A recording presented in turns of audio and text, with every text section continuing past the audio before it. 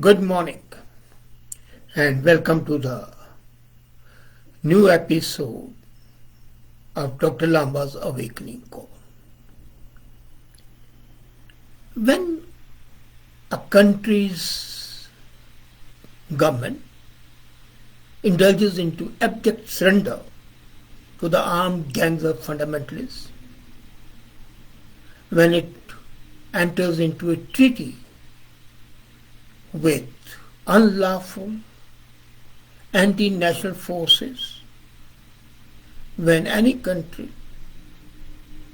adopts policies that are nationally deleterious and harmful, and such policy initiatives are taken to tide over issues that need confrontation, that need solution, then you can be sure that that country is in for trouble. And such activities have been seen in abundance in Pakistan. As a matter of fact, they are short recipes for self-implosion. And let's not forget, Pakistan had suffered from the same policies earlier in 1971. Pakistan can blame India for doing or assisting the implosion, but primarily it was a fault of Pakistan itself. And the same situation is today quite possible. Pakistan might implode, resulting into three countries: Sindh, Balochistan, and rest of Pakistan, which would be primarily Punjab. There was a comment yesterday on this subject by Vipul Jani that it is in the state of self-implosion since 1947. No, that's not right, Vipul. Self-imposition to begin with was not there. At that time, Jinnah, for all its faults, had very clearly declared it to be a secular country and had assured minorities. But it did adopt one policy which led to self-implosion, that was declaring Urdu to be the national language. Now this abject surrender by Imran Khan to TLP and the language imposition on Sindh, the situation in Balochistan, all are leading to self-implosion. The biggest tamasha of the so-called Sufi and Barelvi sect of Islam, in the name of Tehreek-e-Labbaik Pakistan, TLP, is slowly dying down because government of Pakistan succumbed to the pressure of these so-called Sufi Barelvi sects. And Sufis have never been violent, while these TLP gangsters were roaming about with SLRs, self-loading rifles. And the sovereign state of Pakistan, as they call proud of themselves, compromised with this gang of militants. Compromise? As a matter of fact, compromise with such a gang shows not an agreement, but abject surrender. Only a facade of the government has been left, and it is also now seen that in Pakistan the government is not governing, it's ruling. Ruling because of the army support, and the day army becomes apolitical, the government would go down. The entire world was given to understand that Pakistan ministers in power, that this gang had funding coming from enemy neighbor, that is India. Imagine, if it was coming from India, why did they agree to that? And that agreement, curiously, has been secret. It has not been leaked. What are the terms of those agreements? Are the terms that these gangsters would now enter India and create mayhem? Is it that they want these gangsters to go to the world over and start what they have been doing in Germany, Norway, Sweden, all over? Nobody knows. And this sudden turn, 180-degree in Pakistan political scene, speaks volumes for what took place in the last week. People have seen videos of a very high-ranking officials distributing money envelopes on earlier occasions also. Why was it that Pakistan, with all its paraphernalia of ISI, did not inquire who was funding them? And these high-ranking officials distributing money envelopes to the same people who were on the streets with guns and with whom government negotiated and surrendered. Unfortunately, let's not deny, Pakistan never lived with a long-term strategic policy, either internally or externally. And that is an undoing. Until you have a long and short-term strategic policy, both internally and externally, you cannot govern. And that's what I'm saying, it lacks governance. And when you lack governance, you are existing from day to day. Now imagine it. It's transactional ad hoc tactical approach in ruling, not in governing, Pakistan's own internal affairs has proved dangerous to its very existence. First, it created mobs like Taliban to fight the American forces in Afghanistan using mujahids who were trained and paid by Americans to fight the then USSR occupation of Afghanistan. Now, Taliban philosophy created its offshoots, and one became the pain for Pakistan itself in the name of Taliban of Pakistan, TTP.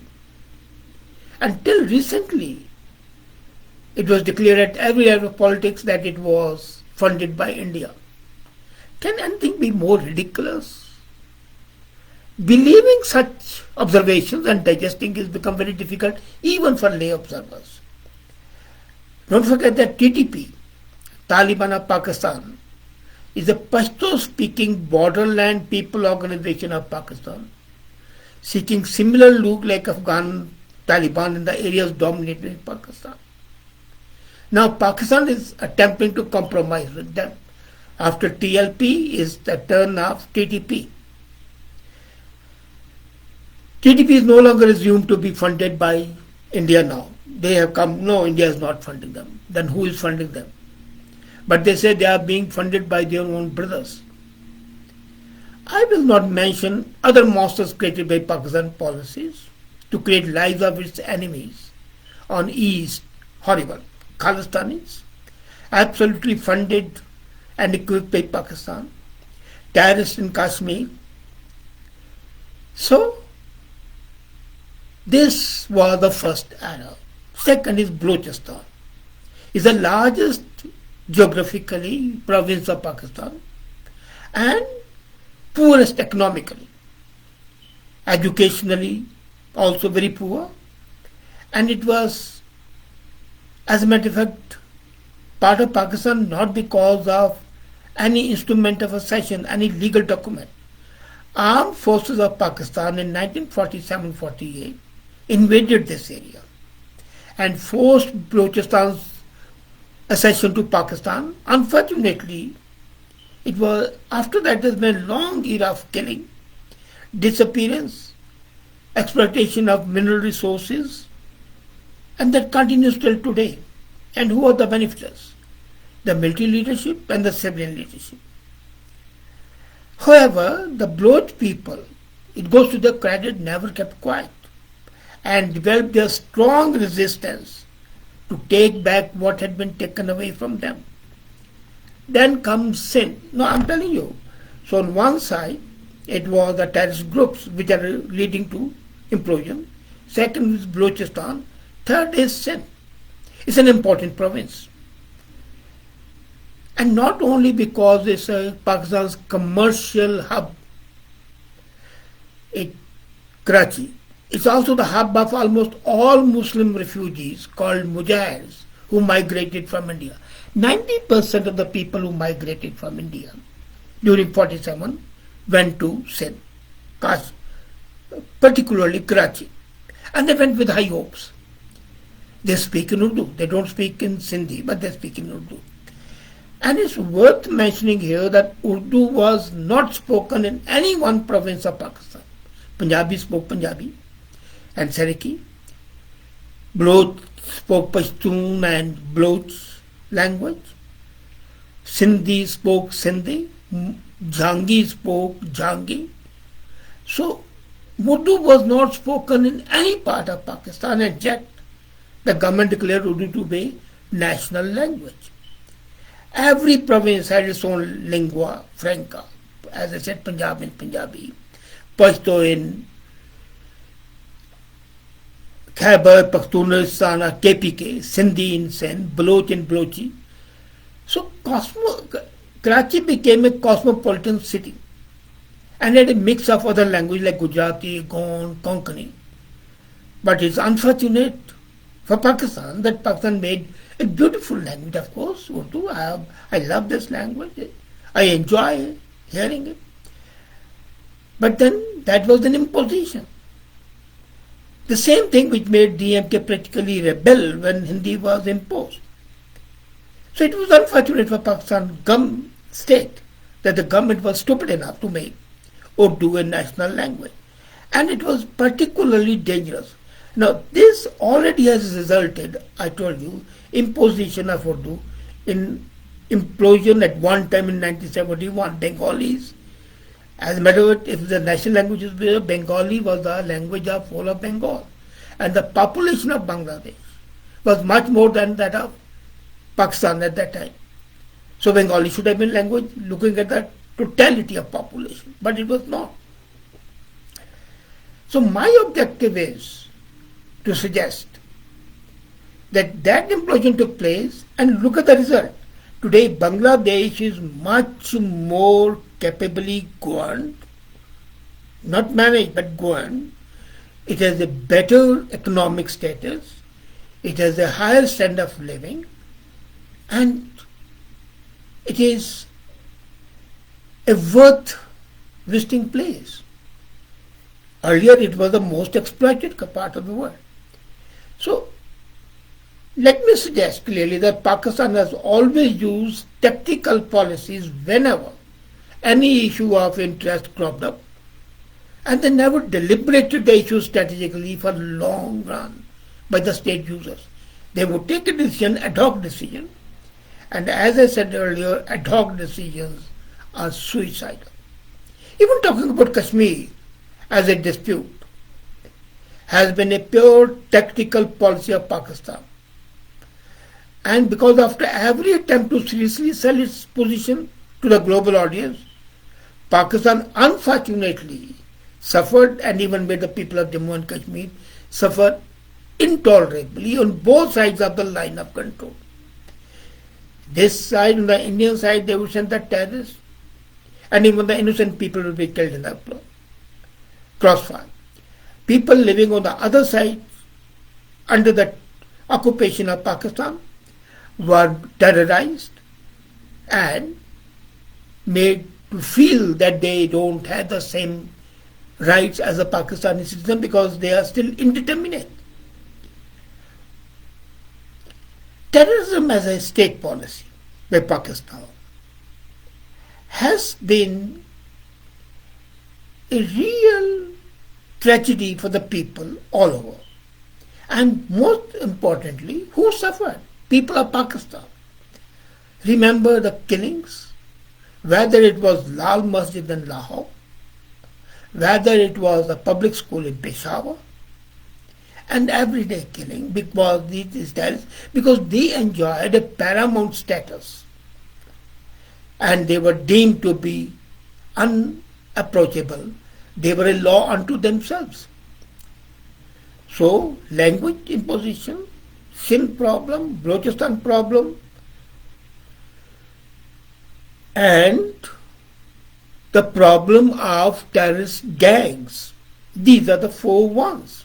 Then the Kashmir issue, as I said, They did not deal with it as an issue, but they used it only as a tool to use it when they had to divert the attention of the people. Pakistani people were led to believe, and still are being led to believe, that Pakistan will take over Kashmir using force. Why don't the government of Pakistan tell the people when are they going to take it over and how are they going to take it over? This is a legitimate question. They say we'll take it over by force. The foreign minister has been saying it out of number. The army officers have been saying it. We can take it in a twinkle of an eye. When and how? These are the million-dollar questions that they don't refuse to answer. So Pakistan is now, in fact, repeating the mistake it made in 1971. It is creating situations which are replication of what happened in 1970-71. Its big piece of land and population carved out of it is now an independent and sovereign country, and prosperous too as compared to maybe when Sindh becomes independent, it will be a much bigger country like Singapore, quite possible. It's bigger than Singapore, and it's quite possible that this would be a much more prosperous Balochistan, huge mineral resources, landlocked of course, but by negotiations with Iran and Afghanistan and Sindh, the new country, it can be. As a matter of fact, even Punjab could be better. Punjab is today riven by the language controversy. Are you aware that Saraiki and Punjabi, they are in confrontation, which they should not be, but they are. And people in other parts of the Pakistan are feeling that Punjab is ruling the rest of the provinces. And that's correct. It is at the cost of other provinces that Punjab is made to prosper. It can be confirmed if you look at the number of parliamentarians getting elected from Punjab and other provinces, like UP. In my time when I was there, we used to say India, that is Bharat, that is UP, that's Allahabad. Because the first 3 prime ministers were from Allahabad. So, and the 85 MPs are from UP to Indian government. So Punjab is ruling. Look at the number of parliamentarians getting elected in Punjab and the provinces. And you would say it. And then Pakistan is likely to use Islam as a weapon against its own population. TLP agitation was bloody. TTP agitation is full of bloodshed. Baloch agitation is full of carnage, killing. So, where is the reality that Pakistan was created for Islam and Muslims? The Muslims are not safe. People always say minorities are not safe in Pakistan. I say the Muslims are not safe. If Muslims are safe, then Peshawar Public School tragedy would not have taken place. Then Lal Bagh would not have taken place. Then hundreds of those bombings which have taken place would not have taken place. So Muslims in fact are much more safer in any other country than in Pakistan. Balochistan, Sindh, Punjab, which part of Pakistan doesn't want to be independent now? And in case Muslims are safe, then when a majority community is safe, they do not indulge in stupidities like blasphemy laws, minority atrocities, terrorist training schools. No. So all these actions of the government and the society which tolerates such governments have brought Pakistan to the brink of implosion. It can happen any day. Maybe by the evening it might happen, maybe in the next month, maybe, but it's going to happen. And I find Pakistan is an artificial existence as a chimera. It's a mirage. The country would exist, but country is likely to be fractured sooner than later. Would it be good for the world? Yes and no. Yes, because it would no longer be the center of terrorism. It would no longer be the biggest exporter of terrorist activities. No, because some pockets of this land where the poisonous trees of terrorism have been sown might still be there. Sindh may be great, Balochistan may be great, but Punjab, there are pockets which can keep on doing what Pakistan is doing now. But one thing is sure, Pakistan as it is, with its policies, with its actions, and rather by its non-actions, is heading speedily towards a self-implosion. I sympathize with the people of Pakistan who are the real sufferers because of these inane policies. But apart from sympathies, we can only wish them well, but let's not close the facts that we are going to see a huge implosion, quite possible, as I said, sooner than later, and that is regrettable. Thank you.